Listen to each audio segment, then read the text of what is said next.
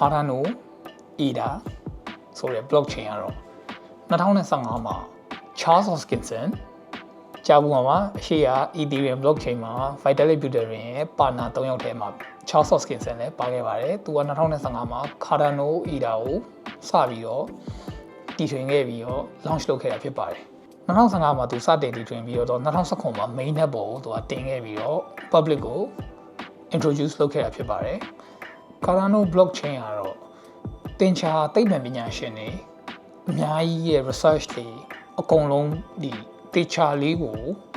peer to peer လို့ခေါ်တဲ့သိပ္ပံပညာရှင်ချင်းချင်းတေချာဟိုစစ်ပြီးတော့ research တွေကိုတဦးနဲ့တဦးတေချာဖလှယ်ပြီးတော့ proof လုပ်ထားတဲ့နည်းပညာတွေနဲ့ထွင်လာတာဖြစ်ပါတယ်အရန်ကို safe ဖြစ်ပြီး secure ဖြစ်တဲ့ blockchain တွေမှာပါပါတယ် Cardano ကလည်း layer 1 blockchain ဖြစ်ပြီးတော့သူကအဓိကကျွန်တော် blockchain crypto မှာ dilemma လို့ခေါ်တဲ့ဖြေရှင်းနေတဲ့ dilemma 3ခုရှိတယ်အဲ့ဒါကခုနပြောရတဲ့ scalability interoperability ပြီးလို့ရှိရင် decentralization ဒီ3ခုကိုဖြေရှင်းဖို့အတွက်ရည်ရွယ်ပြီးတော့ဦးစားပေးသိပ္ပံပညာရှင်တွေအများကြီးနဲ့တေချာလေးကိုတီထွင်ထားတဲ့ blockchain ဖြစ်ပါတယ် Cardano ကိုဘာကြောင့်လူတွေကြိုက်ကြရလဲ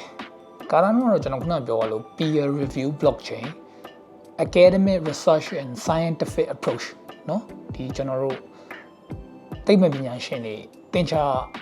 အထူး specialist သိပ္ပံပညာရှင်တွေက academic research တွေတေချာလုပ်ပြီးတော့မှဒါကိုသိပ္ပံနည်းကျလက်တွေ့ကျ approach တွေနဲ့တီထွင်ထားတာဖြစ်တဲ့အတွက်ဒီ blockchain ဒီ technology နည်းပညာပိုင်းနဲ့တက်ကြွတဲ့ audience တွေဒီ community တွေကတအားကိုသဘောကျတဲ့ blockchain ထဲမှာပါနေပါတယ်နောက်တစ်ခုကတော့ဒီ energy efficient ဖြစ်တဲ့ဒီ proof of stake ဒီ Ouroboros consensus mechanism ဆိုတဲ့နည်းစနစ်နဲ့တည်ထွင်ထားတဲ့ blockchain ဖြစ်တဲ့အတွက်လူတွေသဘောကျတယ်ကျွန်တော် Bitcoin တို့ Ethereum အစောပိုင်းတုန်းကလိုမျိုးမဟုတ်ပဲねသူက staking proof of stake နဲ့တွားတာဖြစ်တယ်လက်စစ်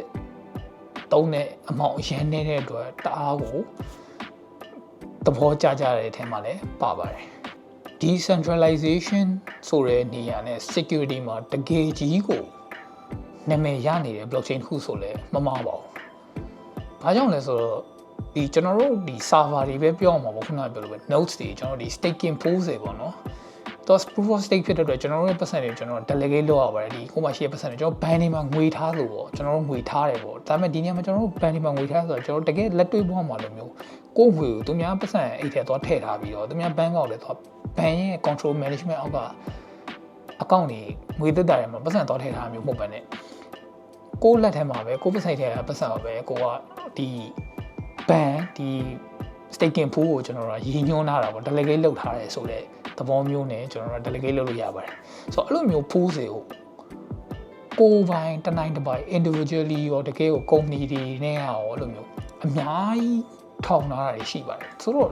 decentralization ရဲ့အနှစ်သာရဖြစ်တဲ့တဦးတယောက်တည်းအောက်ကအုပ်ချုပ်မှုမဟုတ်တဲ့ network ဖြစ်တဲ့အတွက်ဒီလိုမျိုးလူတွေအများကြီးရနေပြီးတော့တနိုင်တစ်ပိုင်နေနဲ့ထောင်ထားနိုင်တဲ့ blockchain ဖြစ်တဲ့အတွက် decentralization ဘိုင်းမှာပြောစရာမလိုတော့ decentralized ဖြစ်တယ်လို့ပဲပြောရမှာပေါ့နောက်တစ်ခုကဒီသူက Bitcoin ရဲ့ model က UDX ဆို model လို့ခေါ်တာပေါ့နော်သူကတော့ Cardano တော့ EUDX ဆိုဒီ Bitcoin နဲ့ Cardano ကတအား safe ဖြစ်ရတဲ့အကြောင်းရင်းကသူက hacker တွေ hack ဖို့အတွက်အလွန်ခက်ခဲတဲ့ blockchain ထဲမှာပါနေတာဖြစ်ပါတယ် hack ဖို့တော့မှ possibility အရင်နည်းလို့မ hack နိုင်ဘူးလို့တော့မှ hack လို့မရဘူးဆိုပြီးတော့ claim လုပ်နေရတယ်ရှိပါတယ်ဒီတော့ decentralization နဲ့ security မှာတကယ်ကိုနာမည်ရတဲ့ blockchain တွေထဲမှာ Cardano ကပါနေပါတယ်နောက်တစ်ခုကကျတော့ဒီခုနပြောရတဲ့ smart contracts တွေ Solana Ethereum မှာရှိတဲ့ smart contracts တွေလိုပဲ Cardano ပေါ်မှာလည်း smart contract တွေအသုံးပြုလို့ရလာပါတယ်ဒီ Alonzo ဆိုတဲ့ half fork Alonzo upgrade ပေါ့နော် half fork ဆိုတော့တကယ်တော့ upgrade ကိုပဲပြောရမှာပေါ့ Alonzo version upgrade မှာ Cardano မှာ smart contract တွေကောင်းကောင်းအသုံးပြုလို့ရလာတယ်ဒီအပြင် DeFi ခုနငွေကြေးနည်းပညာတွေနဲ့ငွေကြေးဝန်ဆောင်မှု service တွေပုံမှန်ဖြစ်လာတယ်အလွယ်ဆုံးနည်းကျွန်တော်ရှင်းပြမယ်ဆိုရင်တော့ Bitcoin က smart contract တွေနဲ့အသုံးပြုဖို့အခက်အခဲရှိတယ်နောက် transaction fee တွေတအား high တယ်ဒါတွေကိုပဲ Cardano ကဖြည့်ရှင်းလိုက်တဲ့သဘောမျိုးဖြစ်ပါတယ် Bitcoin ကိုပဲကျွန်တော်က Cardano ဆိုတဲ့နာမည်ကပ်ပြီးတော့ Ethereum ရဲ့ function တွေ Solana ရဲ့ function တွေကိုတွဲပြီးတော့ပါလာတဲ့သဘောမျိုးလိုပဲကျွန်တော်မြင်အောင်အလွယ်ဆုံးရှင်းပြလိုက်ပါမယ်နောက်ဆုံးချက်အနေနဲ့တော့ Cardano က high scalability and interoperability ဆိုတော့ဒီနေရာမှာ scalable ဘယ်လိုဖြစ်လာရင်လဲဆိုတော့ Cardano ကသူ့မှာလည်းဒီ side chain တွေအများကြီး Cardano network ပေါ်မှာတည်ဆောက်လို့ရအောင်လွယ်ကူတည်ဆောက်လို့ရအောင် build လုပ်ထားတာဖြစ်တယ်အဲ့ဒီပေါ်မှာ Hydra ဆိုတဲ့ version ဒီ scalability နဲ့ပတ်သက်ပြီးတော့အားဖြစ်စေမယ် Hydra scaling solution ဆိုတဲ့ဒီ network ရဲ့ transaction rate တွေကို TPS ပေါ့နော် transaction per second ကိုအများကြီးတိုးဖို့အတွက်စီစဉ်ထားရရှိရယ် in progress ဖြစ်နေရရှိရယ်ဆိုတော့ဒါတွေကြောင့်လူတွေကကြိုက်ကြတယ် Cardano ရဲ့ transaction လုပ်ပုံကကြတော့ကျွန်တော်ဒီ Solana မှာခုန10 second ကို6000 web transaction လုပ်လို့ရတယ်လို့ကျွန်တော်တို့ပြောတယ်ဒါပေမဲ့ဒီ Ethereum တို့ Solana တို့ရဲ့ transaction လုပ်တဲ့ပုံကဥပမာကျွန်တော်တို့ကနေပြီးငွေလွှဲမယ် NFT ပို့မယ်ဆိုရင်ကျွန်တော်တို့မှာငွေလဲတာ transaction တစ်ကြောင်း NFT ပို့တာ transaction တစ်ကြောင်းဥပမာပြောတာပါဒီသဘောမျိုးမြင်အောင်ကြည့်လိုက်ပါဆိုတော့ပေးရချင်းမှာ Cardano ကကျတော့ transaction တစ်ခုလည်းမအောင်ပဲဒီ task တွေပေါ့နော်ဒီ multitasking ပေါ့နော်အများကြီးကိုတစ်ပြိုင်တည်းနဲ့ transaction တစ်ခုထဲမှာထည့်ပေးလိုက်လို့ရ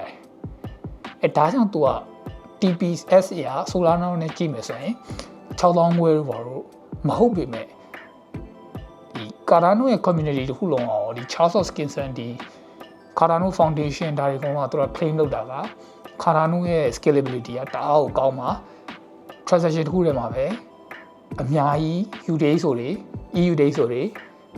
multitasking တွေအများကြီးကို transaction တစ်ကြောင်းနဲ့ activity တွေအများကြီးကိုတစ်ခါထည့်ပြီးလွတ်လိုက်လို့ရတဲ့အတွက် scalability မှာတကယ် solution ကောင်းဖြစ်လာမယ်ဆိုပြီးတော့ကောင်းလို့ချက်ချကြတယ်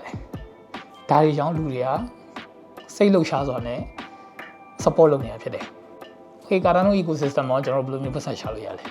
ခုနကျွန်တော်ပြောခဲ့လို့ပဲ digital currency အကုန်လုံးရဲ့ market တွေဖြစ်တဲ့ဒီ NFT trade မယ် meme coin တွေ trade မယ် DeFi service တွေကျွန်တော်တို့လုပ်လို့ရမယ်နောက်ပြီးရင်ဒီ staking တွေလုပ်လို့ရမယ်အတိုးစားလို့ရမယ် e-farming ဒါတွေအကုန်လုံးလေ Cardano ပေါ်မှာကျွန်တော်တို့လုပ်ပြီးတော့ပတ်စံရှာလို့ရပါတယ်ခုနကျွန်တော်ပြောရတဲ့ဒီ technical အားသာချက်တွေအပြင် Cardano အဓိကသူ့ရဲ့အားသာချက်လို့သတ်မှတ်ထားတဲ့အချက်တွေကတော့ Ethereum နဲ့အပြိုင်ဆိုင်ဒီ NFT တွေ DeFi မှာ service ပေးနိုင်တယ်အပြိုင်ဆိုင် trade နိုင်တယ်ဆိုပြီးတော့နာမည်ကောင်းရထားတာတစ်ချက်ရယ် Ethereum Bitcoin တဲ့ power usage နည်းပြီးတော့ transaction per second အရင်မြင့်နေဆိုတဲ့အချက်ရယ်နောက်တစ်ချက်ကကြတော့ decentralization ကျွန်တော်ခုနပြောရတဲ့ strong decentralization ဒီ SPO ဒီ stateful operator ကြီးပဲ2000ကျော်ရှိတယ် server 2000ကျော်ပဲမြင်ပါတော့ဒီ blockchain ကို run နေတဲ့ server ထောင်ချီပြီးရှိနေတယ် decentralization ရန်ကောင်းတယ်နောက်တစ်ချက်အချို့တော့ blockchain တွေလိုမျိုးမဟုတ်ပဲねတကယ်ကို long term နှစ်ပေါင်းများစွာအတွက် plan ရှိနေတာဖြစ်ပါတယ်ဒါကလည်းသူ့ရဲ့အားသာချက်နောက်တစ်ခုပါ Cardano ကနှစ်အလိုက်သူ့ရဲ့ vision mission boss ရှိရယ်သူ့ရဲ့ version တွေတစ်ဆင့်ပြီးတစ်ဆင့်သူတက်လာတယ်ဘယ်ကနေစခဲ့လဲဆိုတော့ Byron era, Shelley era, Gorgon era, Basho era, Voltaire era ဆိုပြီးတော့ era တွေအဆင့်တွေအများကြီးနဲ့ development တွေလုပ်ခဲ့တာဖြစ်ပါတယ် roadmap long term roadmap တအားကိုစနစ်ကြပြီးပြည်စုံတယ် blockchain ခုဆိုလည်းမမှားပါဘူး Okay ဒါဆိုရင်ကျွန်တော်ကောင်းတာတွေပြောပြီးဆိုတော့ကျွန်တော်မကောင်းတာတွေလည်းပြောကြရအောင် Cardano ရဲ့မကောင်းတဲ့အချက်တွေကတော့ number 1အနေနဲ့ development ဘိုင်းမှာနှေးတာဖြစ်ပါတယ်ဒီကျွန်တော် Solana တို့ Ethereum တို့လိုမျိုးprogramming language ကလည်းလွယ်တယ် program မှာလည်းပေါ်တဲ့ blockchain တွေနဲ့ရှင်းမယ်ဆိုရင်တော့သူ့ရဲ့ development speed ကတအားနှေးပါတယ်တအားကိုနှေးတဲ့အထက်မှာပါပါတယ်ဘာကြောင့်နှေးရလို့ပြောရလဲဆိုတော့သူ့ရဲ့ approach ကို peer to peer ပညာရှင်အချင်းချင်းရှာဖွေတွေ့ရှိထားတဲ့ research တွေ development တွေ programming တွေကိုတယောက်နဲ့တယောက် validate လုပ်ပေးရတယ်တယောက်နဲ့တယောက် proof လုပ်ပေးရတယ်ကျွန်တော်ဒီ proof of reading တို့လိုပဲစစ်ပေးတယ်ဒါကြီးကို pass ဖြစ်လားမဖြစ်လား vote တွေနေပေးရတယ်ဒါမျိုးဖြစ်တဲ့အတွက်အချိန်ကြန့်ကြပါတယ် အဲ့ဒီအတွက်သူ့ရဲ့ development speed ကတခြား chain တွေနဲ့ရှင်းမယ်ဆိုရင် slow ဖြစ်တဲ့ပါပါတယ်နောက်က Ethereum Solana နဲ့ရှင်းမယ်ဆိုရင်တော့ Cardano မှာခုနလို development slow ဖြစ်တဲ့အတွက် smart contracts တွေသုံးလို့ရခဲ့တာတွေက Solana တို့ Ethereum တို့ရှင်းလို့ရှိရင်နောက်ကျခဲ့တယ်ပေါ့နော်ဒီလိုနောက်ကျခဲ့တဲ့အတွက်သူ့ကိုရှေ့ရ chain နေနဲ့ရှင်းမယ်ဆိုရင်တော့လူသုံးတဲ့ user ကနည်းနေသေးတာဖြစ်ပါတယ်ဒါကတော့သူ့ရဲ့မကောင်းတဲ့ချက်လေးပါနောက်ခုနကျွန်တော်ပြောရလို့ပဲ Cardano မှာသုံးတဲ့ဒီ smart contract တွေ programming တွေက Plutus contract တွေပေါ့နော်ဒီ Ethereum မှာကျတော့ Solidity smart contract တွေအသုံးပြုတယ် Cardano မှာက Plutus ဆိုတဲ့ contract တွေအသုံးပြုတယ်အဲ့ဒီမှာဘာကွာခြားလဲဆိုတော့ Cardano ရဲ့ Plutus smart contract တွေက develop လုပ်ရတာပိုပြီးခက်ခဲတယ်ပိုပြီးတော့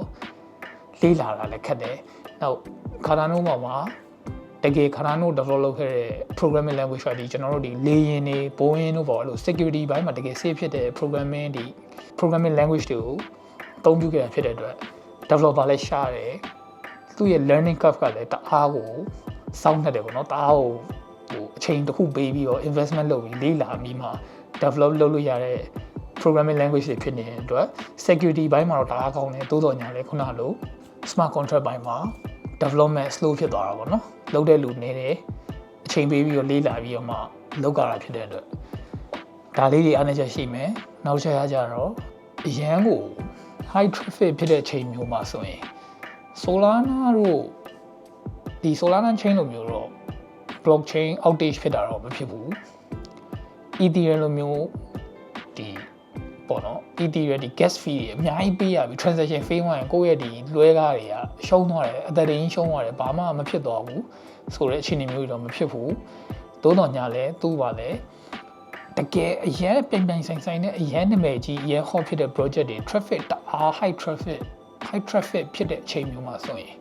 transaction တွေနှေးသွားတာမျိုးရှိပါတယ်ဆိုတော့ဒါသူ့ရဲ့အားနည်းချက်တွေထဲမှာ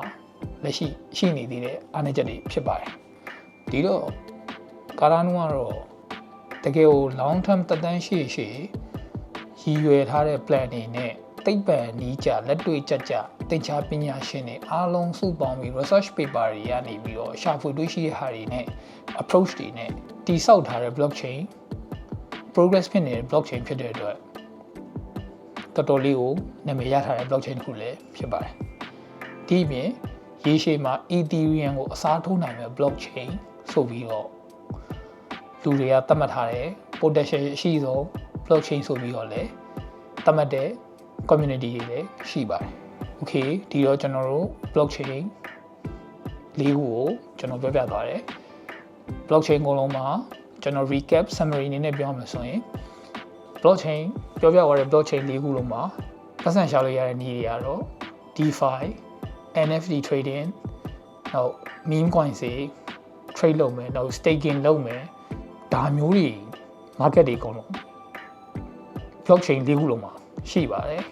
လေးခုလုံးမှာလုပ်လို့ရပါတယ်ဒါပေမဲ့ခုနလိုသူ့ရဲ့ transaction fees တွေကိုကျွန်တော်တို့ consider လုပ်ရမယ်ကုန်ကျစရိတ်တွေရှိတယ်အဲ့ဒါတွေကျွန်တော်တို့ consider လုပ်ရမယ်နောက်ပြီးတော့ learning curve ပေါ့နော်အသုံးပြုရတာလွယ်လားမလွယ်လားဒါတွေအကုန်လုံးကျွန်တော်တို့ဖြည်းဖြည်းချင်းလေ့လာသွားရင်တော့ကျွမ်းကျွမ်းကျင်ကျင်လုပ်တတ်သွားမှာဖြစ်တဲ့အတွက်စမ်းလုပ်ကြည့်မယ်ဆိုရင်လည်းစမ်းလုပ်ကြည့်ပါ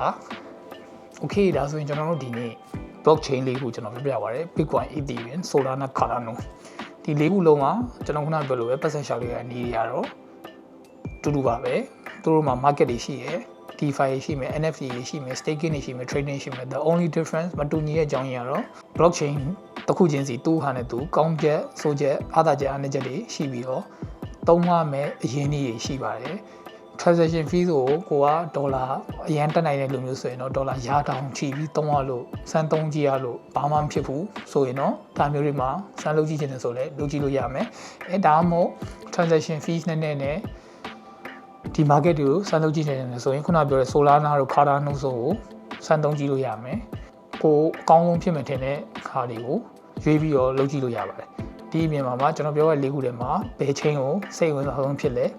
နောက်ဒီ chain နဲ့ပတ်သက်ပြီးသိချင်တာရှိရင် comment လေးပေးပေးပါကျွန်တော်တို့နောက်ဗီဒီယိုတွေမှာပြန်ဆောင်ကြမယ်ကြည့်ပေးတဲ့အတွက်ကျေးဇူးတင်ပါတယ်